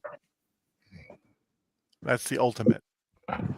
One of the things I always say is anybody who has ever understood the rule, you don't wear white after Labor Day, knows that we're living in at least some type of simulation. The question is how far that simulation goes. Was a guy named Nick Bostrom? Yeah. Yeah, that's him. Okay, yeah. When he brought that up, I was reading this stuff the other day, and very interesting. Yeah. He's the one who came up with the paper, very scientific paper, and Elon Musk just ran to the. It was completely smitten by it and was convinced and all that. So I don't know. It's a good paper. Yeah, Nick Bostrom he's quite a colorful character too. He's got some radical ideas, but I don't know. I mean, Really, go ahead. No, yeah. The question is, all right, a simulation, you can think of computer avatars in the computer, but where does consciousness come into it? What makes consciousness stuck in one simulation versus another simulation? And that, if you think about that long enough, it could bring up some interesting conclusions. Mystery of consciousness. We're right back to the mystery of consciousness. That's right. Consciousness is primal. It's the pyramid in the eye, not the eye in the pyramid. Yeah, the wrench you Aren't throw you saying into. there the point of consciousness is to climb up the ladder from one level to another because it's consciousness on all levels? Yeah, that would be Yeah. simulation. The great video game. Mm-hmm. Yeah. Or Jacob's ladder from the Bible. Yeah, yeah. And I think Lyricus mentioned something. Was he Son of Fires? Oh, to Moloch. Yeah, so he's talking about Moloch. Yeah, Oh yeah. the cult of Moloch. Which, of course, there's two schools. There wasn't a Moloch. It was actually Yahweh, because all the gods in those days, Baal, Yahweh, needed children to be sacrificed. And then there's the other one that he actually was a god. What do you think, Ray? Well, the Hebrews had a. I mean, there was no such thing as the Hebrews. I'm sorry. I mean, they're the Haparu or whatever. We have no historical foundation for anyone Hebrew, and but the people back then in Canaan, they believed when God was pissed off with them, they wouldn't get rain for their crops, or people would die of some diseases, and they didn't know what to do. So they figured that Moloch was the word king, and it was the bad side of Yahweh, or of their God. And even to this very day, if you read the Kabbalah, they sanitize Yahweh to Ein Sof. Yeah, this nonsense, right? I mean, I've read the Kabbalah. I used to teach it. It's utter nonsense. But what I think is, I think that Yahweh, or YHWH, or whatever you want to call it, was a king, a tribal king and seer. And I think he died, and he was such a good king that they channeled him. And that's where prophets are from. They were just channeling him, They're like, hey, he's dead and we can take over now. And they did. And they said, oh, Yahweh told us this from the grave. And then it just morphed into more and more nonsense until it got to him creating the world and all this other nonsense. They wrote a good backstory, right? But it sounds to me more like a scam. I mean, when I read it. When I read this stuff, it's like he took over El's wife and everything too. It's like, move over, El, because you're too old. And he kicked him off the throne, and he jumped up there and said, now I'm banging a Sheeran. It ain't that good, so I got to get rid of her ass too. I mean, that's what it looks like to me. But I mean, I'm just looking at it from a real perspective, not academic or whatever. I look at things different ways, but I don't see why that couldn't be a possibility or even plausible. You know what I mean? That he was a king, and and that he died. I don't see why a lot of people, when I say it, they're like, that can't really be true. No, because you want your superstition, you want your nonsensical bullshit, and I'm not going to play it. So that's what I tell them. It's look at King Arthur. I mean, the guy never existed, but they made him up. So. And then people channeled King Arthur. I mean, if you actually look it up when he's dead, I mean, he said this in the grave, sure he did. It's like one of the magic 8 balls. You know what I mean? You ever seen those things you shake and look at them? Yeah. Yahweh, is it okay if I go out and eat it? Yeah, it's cool, man. You can get, hell yeah. I mean, that's the same thing. They're not talking to nobody. They're just psychopathic people that have like mental disorders. They're schizotypal and they roll. And they sit there like, wow, that's real. It's not real. It's like step on the crack, break your mama's back. I mean, really? I mean, it's not. It's just nonsense. And even to this very day, these idiots are over in Jerusalem, and they got like these perfect red heifers. Y'all saw that? No.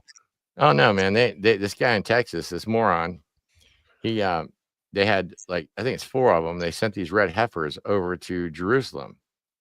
And they're going to kill the heifers. I think they already did. And they're going to take the ashes and purify the new temple that they're going to build. Right. Well, this is all in the plan. It's real. I mean, look it up. And superstition and nonsense like that gets people killed.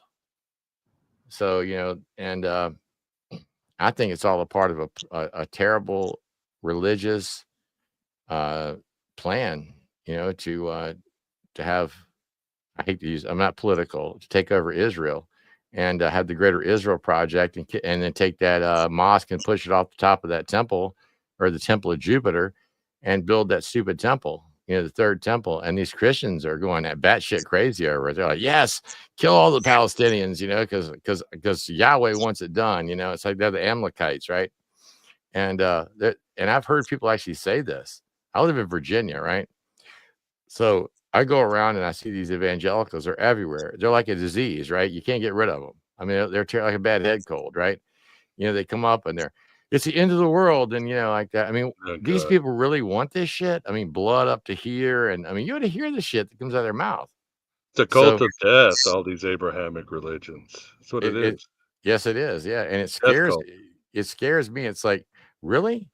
You have no empathy for anyone except no, they don't. Honest to God, they have no. I mean, hate use honest to God, they have no empathy, no love in their heart, and they talk about Jesus 24 hours a day, and I'm like, but their Jesus is a real dick. I mean, it's like he is. I mean, if you think about it, and he's in the book of Revelations. Like, I have a problem with the church of Sardis. I have a problem here. I mean, this guy's got more problems than a math test. He's always worried about something. But, yeah, I mean, and here's the thing. No one looks at the reality of the situation. This guy, John, the original text did not have Jesus in the book, the eschatology, the apocalypse, the revealing, right? It was not there. We know it was added. But like Bart Ehrman says, don't say that to me. Yeah, we don't get into that because you studied under him, right? And he was against. Yeah, I met him in 1988 too, and he was. I met Metzger. He was up in Princeton, I think, at the time. But yeah, I was really all over the place. And yeah, Ehrman came in from I can't remember where, but he came in. He was assistant at the time when I was in school, and I mean, he's a good guy. I like him. His wife, Sarah's wonderful. I mean, they're great people. I mean, I think Ehrman's a really good guy. He just doesn't like getting controversial. He won't get in the weeds. He'll stay just enough to keep that Christian audience. You see what I mean? Buying his books. And, he won't say it because he can't. I'm not saying he's a hypocrite. I'm not saying anything bad about Bart. He's a great guy. I mean, he would never say anything bad about anyone else. I would never say anything bad about him. But when I say these things, I'm saying them because I've read them, studied them, looked at the text, and being critical of the text, right? So how come we can't say it? I mean, the whole book of Revelations is built on bullshit. And it's a guy on the Isle of Mushrooms. It was known in ancient times, it was known for their mushrooms, that island. Okay. And those mushrooms were what do they call them? Psychedelic mushrooms. Right. And people used to go over there. They still do, by matter of fact, in these caves, if they had the mushrooms in the caves, and if you put your face in the crevice of the cave and start inhaling, right, you start tripping, like really hallucinating and shit, right? And this guy said he ate a scroll, in the book of Revelation, and he didn't eat mushrooms, dude. And he was tripping hard. So he starts, and he's pissed off with Rome because he's imprisoned. He's a Judean. He's mad, and he wants Yahweh to come back, or his God to come back and destroy everything. So, of course, his mind is already on that. So now he has this crazy-ass vision of crazy shit. We know the book of Daniel is not that old, by the way. Y'all know that, right? Right. It's not. I mean, it's not. We know it's bullshit, like too. Hasmonean dynasty. Yeah, that's right. Yeah, you're onto it. Exactly. Hasmonean dynasty. So we know it's not even old. So these people say, oh, it's not. So when I look at these things, in a practical, just sitting down in a realistic way, I have to conclude that, that people are insane. Nuts. They're crazier than a shithouse rat. I mean, so I'm sitting here listening to these people, and they're telling me that that Jesus is coming back. But he said he was coming back in Matthew before this generation, and they say, oh, that's preterism, right? It's not no such thing as preterism. That's bullshit too. And he didn't come in the clouds. I mean, he didn't do any of that. So, I mean, it's a completely fictitious story to control the masses. And when that story's not working anymore and people are becoming atheists and stuff, what they have to do is they have to come with another ideology, which they did. They came up with this woke bullshit and to control the masses, so you can be like canceled. They love this, the governments. And we play right along with them, and the Archons, you want to call them that, if they're trying to keep themselves in power. I say defrock them, dethrone them, and the hell with them, and this guy said to me, he says, this Gnostic guy, what was that? Butter. We call this guy Butter. He's a Gnostic guy because he's slippery, and I call him Butter. I can't remember his real name. Hey, he's a friend of mine. He called me up. He says, you got to worry about the Archons. I said, man, fuck the Archons. And he's like, oh, because I'm an anarchist. I'm against Archons. And he says, well, that's not the way to be, because, I told him he needs to go back smoking a little bit of weed and taking some shrooms or something, and try to come up with some better shit, or he went to this place and took out what's that shit called? Ashwanda, or I can't remember the name of it. You go down, ayahuasca. Yeah. Yeah. Here's the thing, man. The guy's a dumbass. He goes down. He is. He's a low IQ dumbass. And he goes down, and he's probably watching me right now. I don't care. He's a stupid ass. And he went down to some Central America place, and now he knows every fucking thing. After he did the ayahuasca, what do you call that? Ayahuasca. Yeah. Ayahuasca. I'm like, he came back, but he knows everything now. He said that while he was tripping, hallucinating the mind, that he went to another room and talked to some being, right? And this being told him all about the afterlife. And I'm like, okay, all right, tell me about it, right? So he starts telling me some crazy ass shit. Things that, but he knows everything now, right? And he's like, I got to get other people to go over here to meet the voodoo priest that gave me the ashwang, or what do we call that? Ayahuasca shit. He goes, man, I'll tell you what, brother, it's $1,500 to go, and I'll pay for you to go. I said, I don't think that'd be a good idea, bro. I've taken acid, right? And I've taken shrooms, and it wasn't a good experience. I said, I'm really into reality, not into that shit. And he said, oh, you got to go, man. It changed my life. Yeah. I said, well, yeah, you came back and you quit your job, and now you're living with your fucking mother. think about that. That it changed his life already, made him a lazy, good for nothing piece of shit. And if he's watching me right now, go back to working out of your mother's basement, asshole. And that's the thing.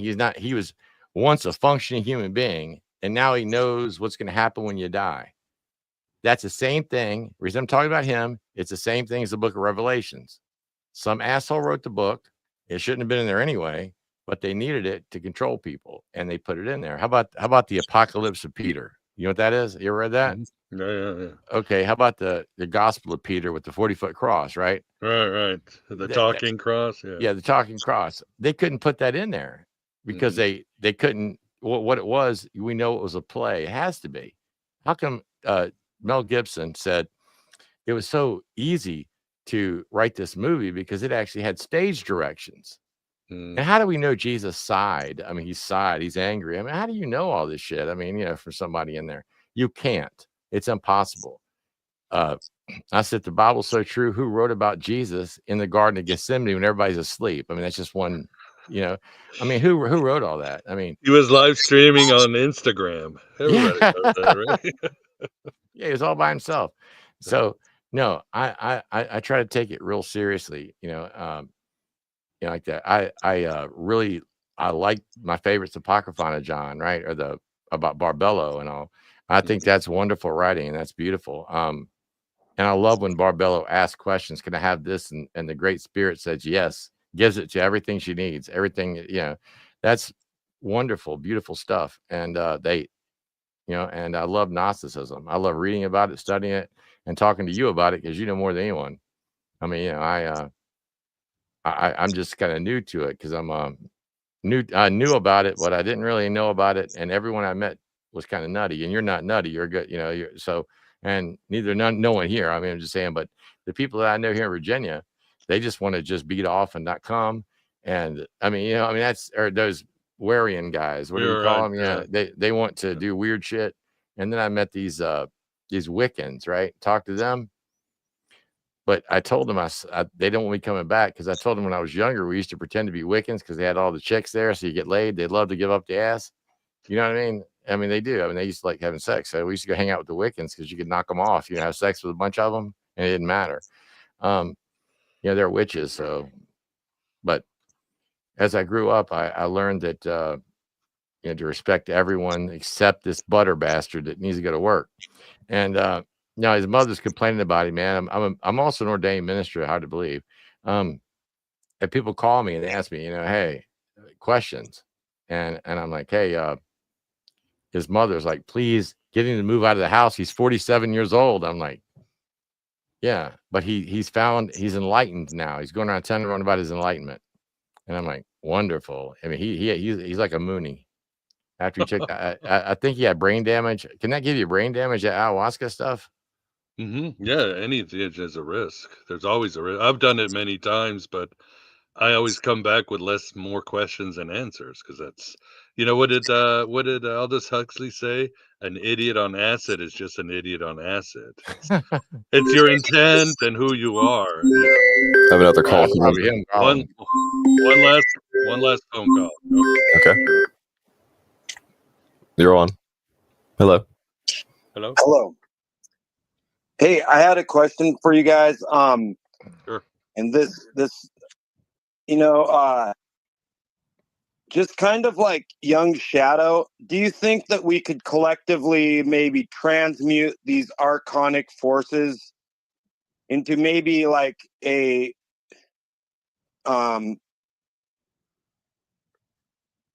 constructive force for spiritual freedom? For sure.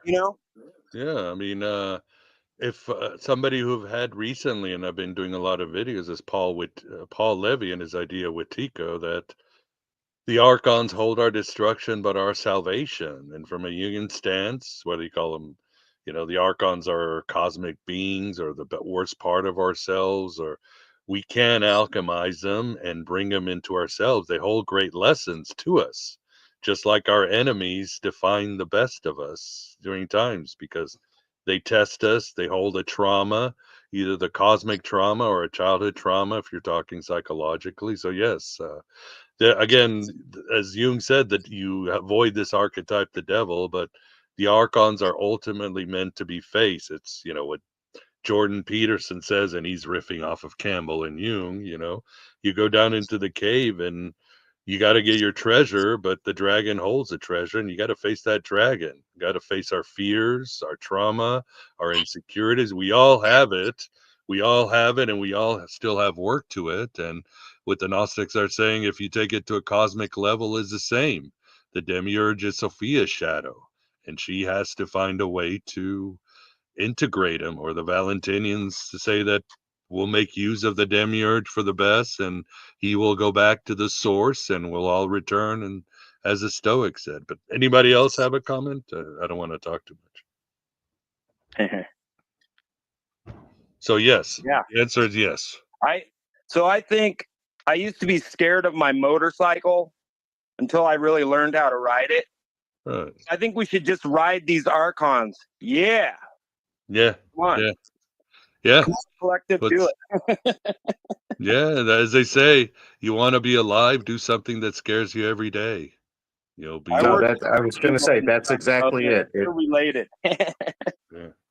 Yeah, no, it's about integrating it. It's the idea that if you don't integrate it, you're going to call it fate. It's going to rule your life. And when you integrate it, like you said, right in the motorcycle, it becomes now a tool for you. It becomes something you can use. It doesn't change what it is. It now becomes a part of you, and it's a force that you can use for yourself rather than an unconscious force that's just controlling you. Yeah. What do other people think? And if you ignore it, it just grows like any problem. You don't face a problem, it just grows and turns into this massive monster that just starts devouring you. The only thing I can... a lot of hope for the future. I love this apocalypse. Yeah. As James True says, best apocalypse ever. Interesting. Yeah. Anyway, thanks a lot for spreading the gnosis, you guys. Yeah. The only thing I would say is perfect love casts out fear. I mean, that's it. Mm-hmm. If you know who you are and what you're doing. Yep. Agreed.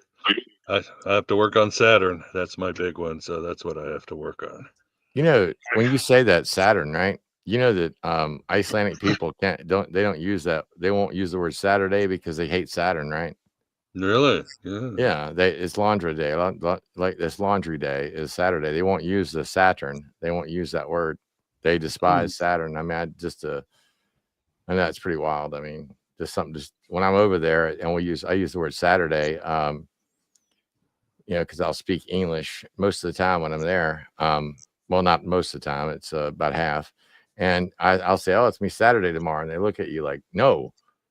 And I'm like, because, well, they believe in elves anyway, by the way, in Iceland. I mean, you know that. And they believe, they're very superstitious, and they don't like the name Saturn. So just if you can look it up, I'll send you something on it. It's pretty interesting. Yeah, interesting. Yeah. They tied in with the Irish at all? Yeah, they are. We only kidnapped the best Irish women and brought them back. Yeah. I mean, they wanted to go with us anyway because we took baths a lot, and back then the men didn't take baths because the Christian men thought that if they stunk, that they could avoid sex.